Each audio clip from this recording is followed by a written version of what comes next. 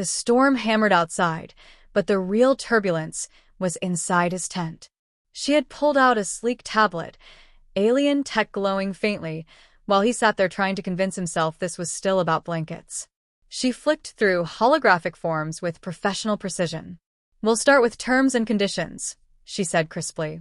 "Do you consent to physical proximity, tactile exchange, and any standard appendage-based activities?" His mouth opened, then closed. "Appendages?" "Yes," she replied, not looking up. "Humans have 2 arms, 2 legs, and 1 primary instrument. Unless you charge extra for multi-tool accessories." He nearly choked. "Multi-tool? Lady, I'm not a damn Swiss Army knife." She glanced at him, eyebrow raised. "So just the basic package. Acceptable. Now, clause 3, stamina. I expect a minimum of 2 full cycles before rest periods. You will confirm?" "I don't even know what a cycle is," he protested. "Typical human denial," she muttered, marking a box on the hologram. "Very well. I'll add a variance allowance. Do you offer overtime discounts?" He groaned, dragging a hand down his face. "There are no discounts. There are no fees. This isn't a business." "Excellent," she said, nodding approvingly. "Flat rate. Simpler that way." He nearly tore his hair out. "You're not listening." She leaned closer, her gaze sharp and unyielding. "On the contrary, I am carefully documenting every word. Your reluctance signals nervous enthusiasm, which, statistically, results in heightened performance once the act begins. My expectations are reasonable. Don't disappoint me." He gawked. "Reasonable? You just threatened me with performance reviews." "Yes," she said smoothly. "Constructive criticism ensures quality service." He could only laugh in disbelief. "This is insane. You don't even know my name." She set the tablet aside, her lips curling into a sly grin. "Names are unnecessary for a one-night contract. Unless you insist on roleplay? If so, list your preferred alias." He buried his face in his hands. "Roleplay, oh God." She ignored his groan, leaning back with professional calm. "We should also address physical condition. You appear healthy, if somewhat undermuscled. Endurance may be lacking, but enthusiasm will compensate. I'll adjust expectations accordingly." He barked out a laugh, exasperated. "Wow. Thanks for the compliment/insult." Her expression was dead serious. It was not a compliment. It was a diagnostic. He shook his head, muttering, "I should have just zipped up the tent flap and gone to sleep." She reached into her bag and pulled out a small vial of shimmering blue liquid. "Performance aid. For emergencies. I hope you won't require it, but my people always prepare redundancies." His eyes widened. "Is that alien Viagra?" "Yes," she replied flatly. "Side effects include dizziness, tail cramping, and spontaneous luminescence." He stared. "Luminescence?" She shrugged. "Some clients consider it attractive." He slapped his forehead. "I'm in hell." Her smile turned sharp again. "You exaggerate. My reviews are consistently positive. Few complain about my efficiency." "I'm not a customer," he exploded. She tapped the tablet once more, ignoring his outburst. "You are now. The moment I entered this tent, you entered a binding cultural contract. Unless you plan to dishonor me and invoke interspecies arbitration." His mouth worked uselessly. "Arbitration? Over a tent." "Over breach of service," she corrected calmly. "My people take contracts seriously. If you refuse, I am obligated to report you to the consular court. Penalties include fines, imprisonment, and mandatory remedial training." He sagged back against the wall, defeated. "I can't believe this. I just wanted to share a blanket with a stranded traveler. Now I'm at risk of going to alien jail for bad customer service." She studied him, then smirked faintly. "At least you're beginning to understand the stakes."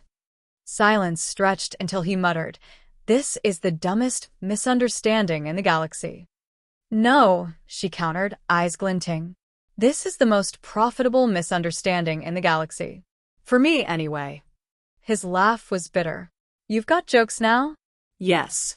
"Humor helps nervous clients relax." I'm not your client, he insisted. Then why are you still arguing instead of ejecting me?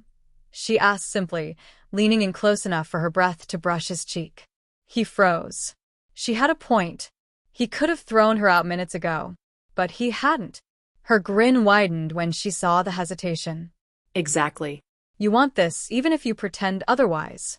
That makes you easier to work with. He swallowed hard, torn between denial and the undeniable heat creeping up his neck. Now, she said, voice low and professional. Final question. Do you prefer efficiency or creativity? He blinked. What? 2 service options, she explained. Efficiency. Fast, focused, reliable. Creativity. Experimental, variable, potentially dangerous. Choose wisely. His brain short-circuited again. Potentially dangerous? She nodded. Some positions risk spinal misalignment, but reviews are enthusiastic. He stared at her, speechless, until finally blurting, efficiency. Definitely efficiency. She marked the choice with a flourish and set the tablet aside. Excellent. Terms are set. Duration, 2 cycles. Fee, waived. Performance, efficiency package. Clause, no refunds. Contract binding. He sputtered. What contract? I never signed. She leaned forward, lips curving into a wicked smile. You sign the moment you let me inside. The weight of her words settled heavy in the cramped tent. His heart thudded, his mind racing with equal parts panic and reluctant intrigue. Outside, the storm raged on.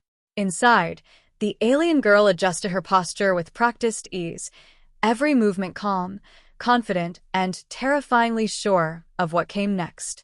And all he could think was, I should have just slept outside. The wind outside howled across the wasteland, rattling the flimsy supports of the human's field tent. He was half asleep, bundled in a patched thermal blanket, when the flap rustled. A shadow slipped in, slim, curvy, alien, eyes glowing faintly in the dark. She was drenched from the acidic drizzle outside, her strange armor dripping, and her tone was calm but direct. I require shelter. He blinked, rubbing at his eyes. Yeah, sure. It's cold out there. Come in, warm yourself. He shoved his rations aside to make space. She stepped in without hesitation, straight-backed like she owned the place, then sat cross-legged in the cramped interior. Her gaze swept the small bedroll, the single blanket, the pack of supplies. Then she looked at him and asked with alarming seriousness, Do you accept advance payment, or is compensation rendered afterward? He froze. Compensation. He assumed she meant food. No payment needed. It's just hospitality. You're cold, right? Her expression didn't change. Hospitality? Ah. Euphemism. Understood. She pulled something from her satchel, a thin metal chit engraved with alien script, and set it on his blanket. 1 night's service. Standard rate. He frowned at it. What is this? Currency. Yes. Enough for the full experience. She leaned slightly closer, her voice dropping into something that might have been sultry, or just bureaucratic. Unless you charge extra for novelty. His mouth opened and closed. Novelty. She tilted her head, unblinking. Human physique is statistically rare in this sector. Naturally, that commands premium pricing. But if you wish to waive it for a trial session, I'll consider recommending your tent to others in need of shelter. He coughed, baffled. Look, I don't know what you think this is, but I'm just giving you a place to stay warm. Yes, she said, eyes narrowing slightly. Shelter. Warmth. Contractual intimacy. The usual terms. His jaw dropped. Wait. Intimacy. She raised a brow. Do you not provide such services? Your sign was very misleading. What sign? He glanced around his tiny tent like a notice board was hidden somewhere. The gesture, she said flatly. You opened the flap, gestured me inside, and offered warmth. On my planet, that's explicit consent for professional companionship. Unless you're running an amateur operation. He sputtered. Lady, I think you've got the wrong idea. She held up a hand, silencing him. No need to play coy. I prefer professionals who maintain an air of denial. It adds charm. But I must clarify, is your pricing per hour, or is it a flat nightly fee? He stared dumbfounded. What nightly fee? There's no fee. You're not paying me for anything. I thought you just wanted to stay dry. Her lips curved into what might have been a smile, though it carried more menace than warmth.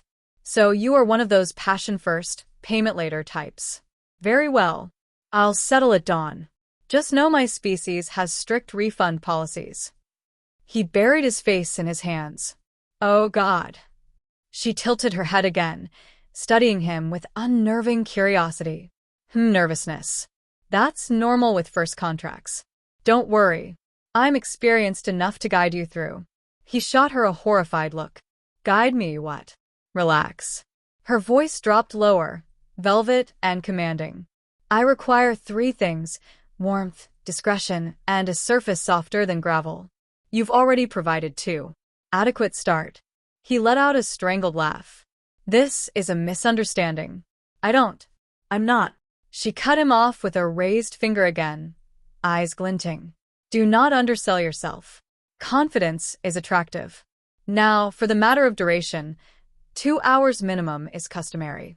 I assume you can meet that quota. His face went red. Quota?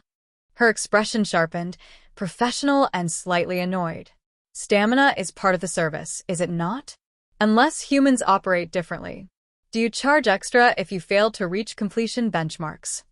He stammered, at a loss for words, and she simply leaned back, arms crossed, studying him like he was both specimen and salesman. The silence stretched until he croaked. Look, you can stay. Just no contracts, no payments, none of this performance review stuff. Her eyes narrowed, skeptical. Interesting. A volunteer provider.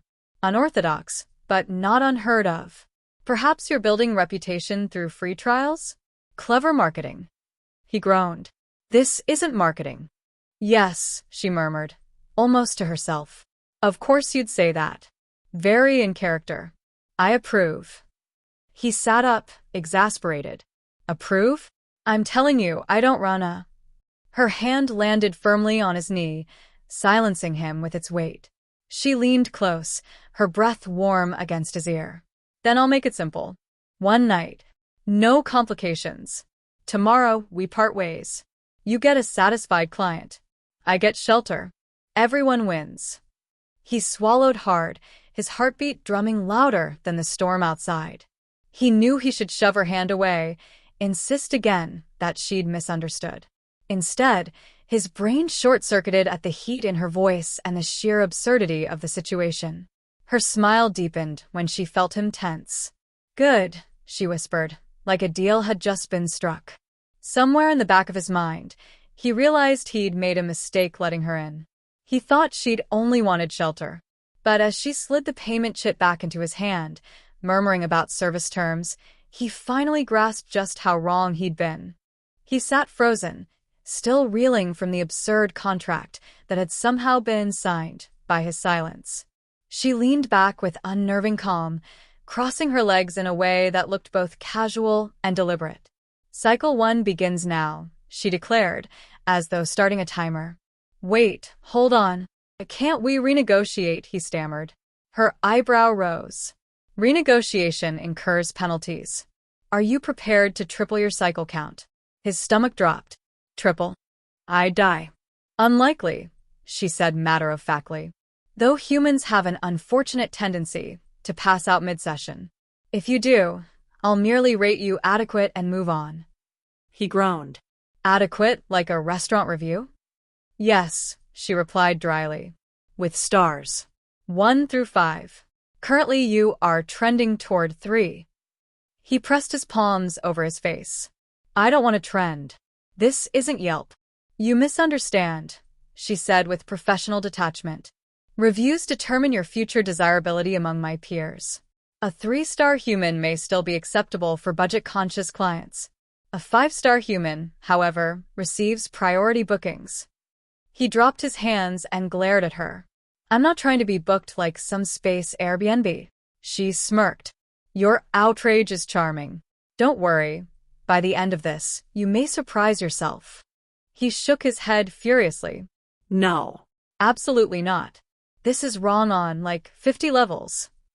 52, she corrected. I counted. He threw his arms up.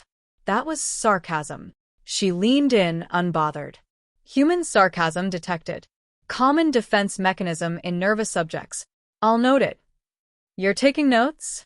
Of course, she said smoothly, holding up her tablet. How else will I log my report? He groaned again. You know what, fine, if this is happening, I want conditions too. Her eyes glinted with interest. Ah, the human grows bold. State them.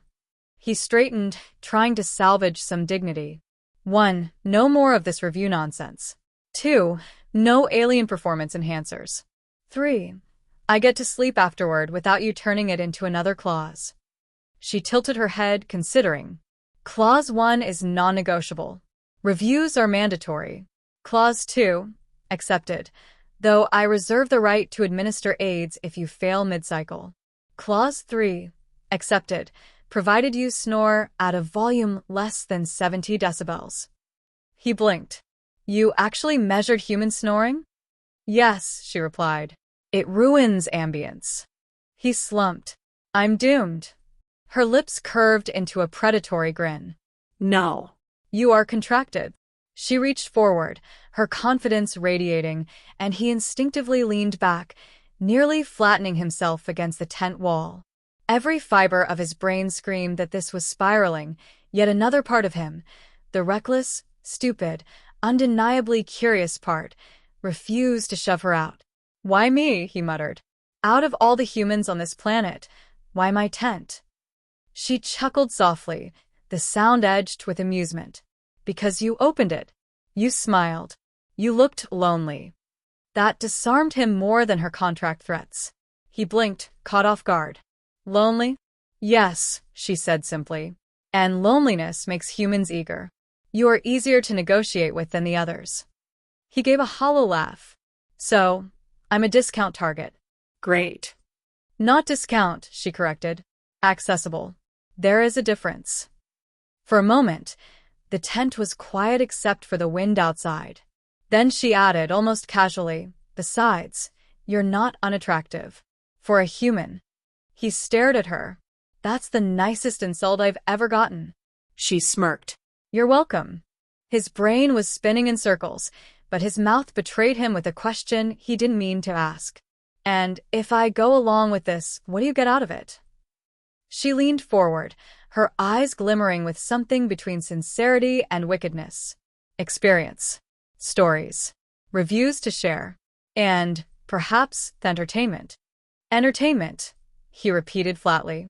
Yes, she said. Humans are endlessly amusing. You stumble, you joke, you panic. It makes the cycles more enjoyable. He exhaled sharply. So I'm a clown and a contract worker. Her grin widened. Exactly. A perfect combination. He couldn't help it, he laughed, though it was half despair, half hysteria. You're unbelievable. And you, she countered, are stalling. His laugh died instantly. Wait, what? Cycle 1, she reminded him, gesturing with a flourish. We begin. His heart kicked into overdrive, panic and absurdity battling in his chest. No, wait. What if I fail? What happens then? Her answer was calm, merciless. Penalty clause. You repeat until satisfactory. He buried his face in his hands again. God damn it. This is literally the worst business deal of my life. Correction, she said smoothly. It is the only business deal of your life, which makes it your best as well. He peeked at her through his fingers. That's evil wordplay. She grinned wickedly. It's also binding. His chest rose and fell, breaths uneven, as the reality of her relentless confidence sank in. She wasn't bluffing. She wasn't joking. In her culture, this was real, contracts, reviews, clauses, and all. And somehow, he had signed up for it by doing nothing more than letting her in from the rain. Outside, thunder rumbled like mocking applause. Inside, the alien girl leaned closer, sealing his fate with a smile that was equal parts playful and dangerous. And though his brain screamed run, his body betrayed him with a quiet whisper of curiosity, the kind that always ended in bad decisions. He muttered under his breath, almost too quiet to hear, "I'm really not making it out of this with my dignity intact." She heard anyway, her grin sharp as ever. Dignity was never part of the contract. The tent was humid with the lingering mix of rain, heat, and everything else they had done through the night. He lay flat on his back, staring at the canvas ceiling like it might offer an escape hatch. His chest rose and fell in uneven breaths, his limbs heavy, his dignity somewhere buried under the blanket with the crushed ration packs. Beside him, she sat upright, annoyingly composed, tapping on her tablet with brisk efficiency. Every few taps, she'd hum to herself, nod, and type another line. "What are you doing?" he croaked. His voice was a rasp, dry, and exhausted. "Post-cycle evaluation," she said without looking up. "It is customary." He blinked at her. "Post-cycle what?" She finally glanced at him, expression perfectly neutral. "Your review." His stomach twisted. No. No, no, no, absolutely not. There will be no review. "There must be," she countered smoothly. "Otherwise, the contract is incomplete." He dragged a hand over his face. "I am not letting you yelp my sex life." "It is not Yelp," she corrected. "It is more comprehensive.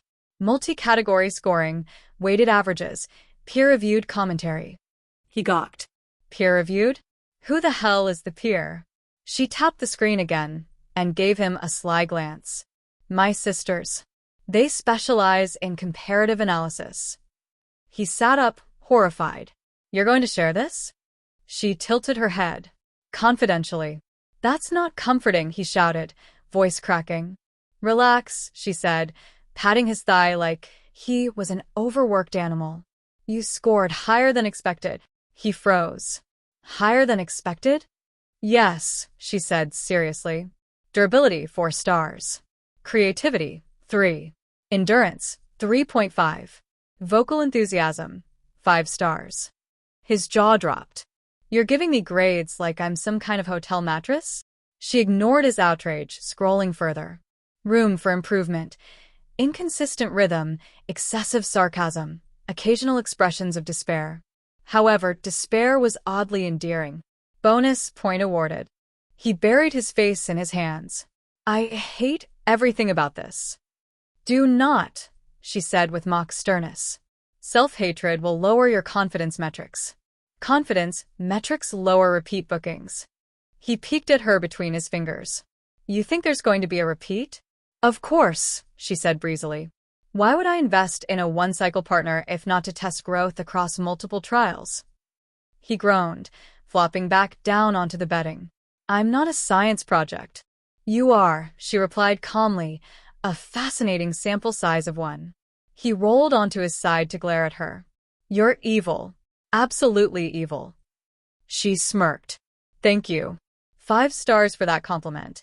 His head thumped against the pillow. "I should have let you freeze outside." "Then you'd be contractually guilty of neglect," she teased. "Penalty, 10 cycles." He shot upright. "That's blackmail." "Correction," she said with a grin. "That's negotiation." He groaned again, exasperation radiating from every pore. "You're going to kill me with this paperwork kink." She looked up from her tablet, genuinely amused. "Paperwork kink. I like that phrase. I will add it to your profile." His face twisted in horror. "There's a profile?" "Of course," she said cheerfully. "How else would I advertise you for future opportunities?" He sputtered so hard, he nearly choked. "You're pimping me out." "On some kind of interstellar review board." She shrugged, utterly unbothered. "Supply and demand. You're surprisingly in demand. Humans are exotic, after all." He clutched the blanket like it was a shield. "I am not exotic. I'm just tired and stupid." "Exactly," she said sweetly. "Exotic." He groaned again, but weaker this time. He was too drained to fight her word games anymore. "What happens now?" She set the tablet down, folding her legs beneath her. "Now you rest." Recovery time is factored into the contract. After that, renegotiation. He narrowed his eyes. Renegotiation. Meaning? Her lips curved in that same mischievous grin that had haunted him all night. Meaning I propose new clauses. Additional services. Perhaps upgraded ratings. He flopped back down with a dramatic sigh. I'm never making it back to my unit, am I? She patted his chest with mock sympathy. Don't worry. By the time you're discharged from duty, you'll have enough reviews to secure legendary status. He groaned into the pillow. Legendary status sounds like a disease. She laughed a low, delighted sound. To me, it sounds like profit. Silence lingered for a beat, broken only by the rain outside. Then, almost despite himself, he chuckled into the bedding. You're insane. Completely insane. And you, she said with warmth hidden behind her teasing tone, are still here. That silenced him. He stared at the tent wall, realization settling in. She wasn't keeping him by force. The ridiculous contract, the reviews, the penalties, it was all a game, a cultural mismatch played with razor-sharp wit. And he hadn't thrown her out. Not once. He muttered, half to himself, I must be crazy too. She leaned down, whispering close to his ear, at least you'll be remembered as a 5-star lunatic. He rolled his eyes, but the corner of his mouth betrayed him with a smile. Fine, he sighed. But if I see one negative comment from your sisters, I'm suing. She arched a brow. On what grounds? He smirked weakly. Emotional distress. Alien harassment. False advertising. She laughed again, full-bodied this time, and curled against him, her confidence softening into something almost affectionate. You humans. Always so dramatic. I'll mark it down as part of your charm. He stared at the ceiling again, resigned but strangely lighter than before. Maybe dignity had been sacrificed. Maybe the absurdity was too much, but under the layers of reviews, negotiations, and mockery, there was something else. Connection. Even if it came with a goddamn star rating.